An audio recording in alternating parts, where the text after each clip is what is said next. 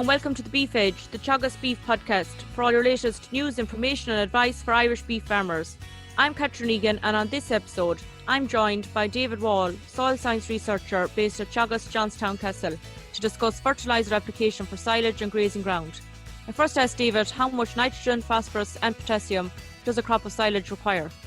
So a tonne of dry matter, which is dry grass, will require in the region of 20 units of N per tonne, 4 units of P per tonne and 20 units of K. So you can see there that both the N and the K are needed in equal quantities. So if we think about a first cut crop of silage, then that's about 5 tonnes of dry grass. So for that 5 tonnes of dry grass, we're talking about 100 units of N, in the region of 15 to 20 units of P, and about 100 units of K. And good fertility is essential in silage fields. What are the key considerations the farmers need to be aware of?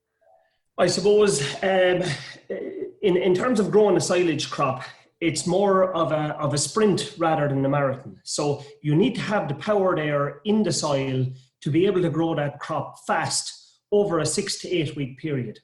If it goes beyond that and the power is not in the soil in terms of soil fertility to grow that crop fast, you end up running into difficulties with quality, such as the crop heading out, the need for letting it grow on to bulk up, etc. So what I would recommend there is to have your silage field closed on time, number one. Get the quantities of nutrients that we need out on time. So in terms of that 5 tonne crop, then we need the 100 units of N, depending on the situation. We need enough P, phosphorus there, somewhere in the regions of 15, 16 units, and about 90 units of K at closing time. Especially we need to look after the K if there's an issue with tetany on the farm. And slurry is a good source of K. What rate of slurry would you apply to silage ground? In terms of slurry, so 1,000 gallons of slurry, 1,000 gallons of good quality cattle slurry, about 6%. Most beef farms would have this kind of thick cattle slurry.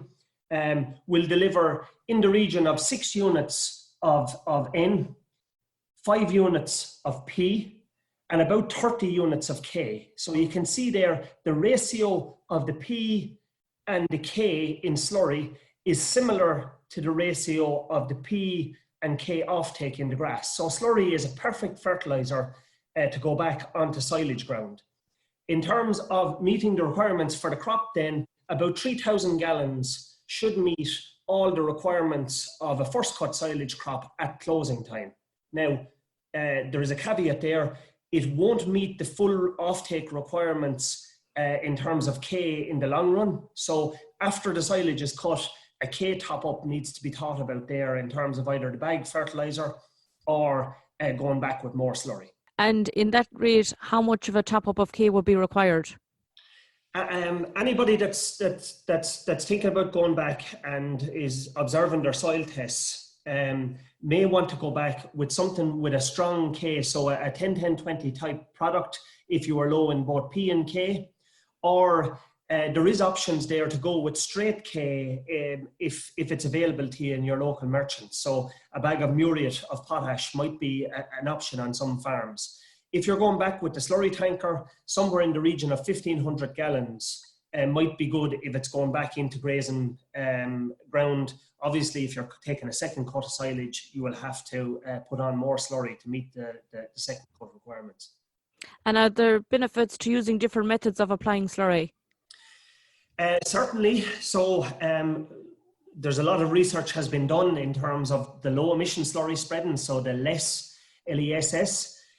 These are either the trailing shoe or the trailing hose, or some people call it the band spreader, where you have the pipes trailing along out the back. They are going to keep more of the nitrogen in the slurry on the ground and available to the crop. So if we think about a normal splash plate type operation, 1,000 gallons of cattle slurry delivered by that splash plate is going to deliver 6 units of N.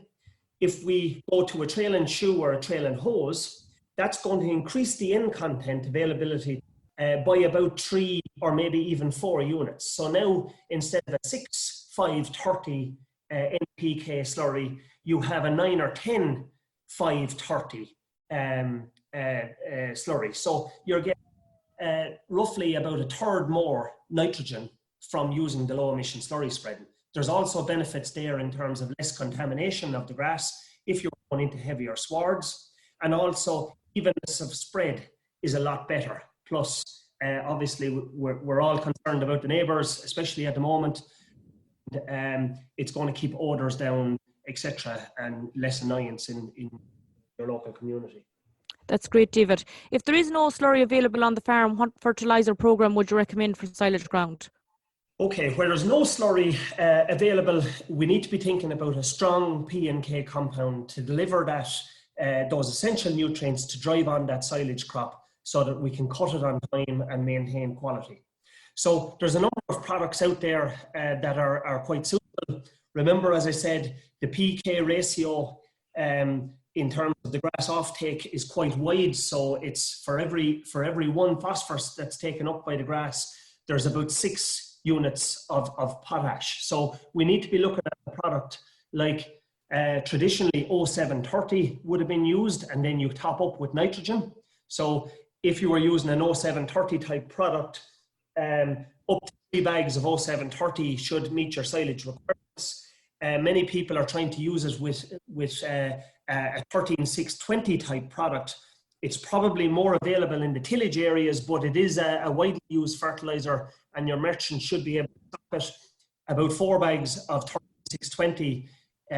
It also delivers sulphur, is a good product. Traditionally, people have been trying to use 18612 type fertilisers to meet the fertiliser requirements for silage, but we have to remember that the ratio of P and K in 186 to 12 is too narrow. It's 1:2. So we need to be getting something with a wider ratio there to meet the K requirements of the crop. In terms of nitrogen top-ups, there's a number of fertilizers available. For any of the listeners that are not or haven't used protected urea to date, that's a very good method of delivering nitrogen for silage ground. 2 bags of protected urea will deliver all your silage needs in terms of N, and also protected urea products with sulphur in them, which will meet both your nitrogen and your sulphur needs there. There's a 38 unit of N, a 5 unit of S protected urea product available on the market. You mentioned sulphur, David. Why should farmers be applying sulphur to silage ground? In terms of sulphur, research has shown that a lot of silage fields around the country have become deficient in sulphur. This is especially true where there's a field used for silage year in, year out.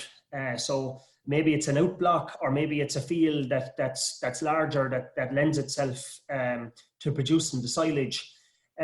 Those fields, because of the constant offtake of that grass every year, the sulphur levels in the organic matter have been drawn down. So those fields really need sulphur in their fertiliser mix for silage at closing time.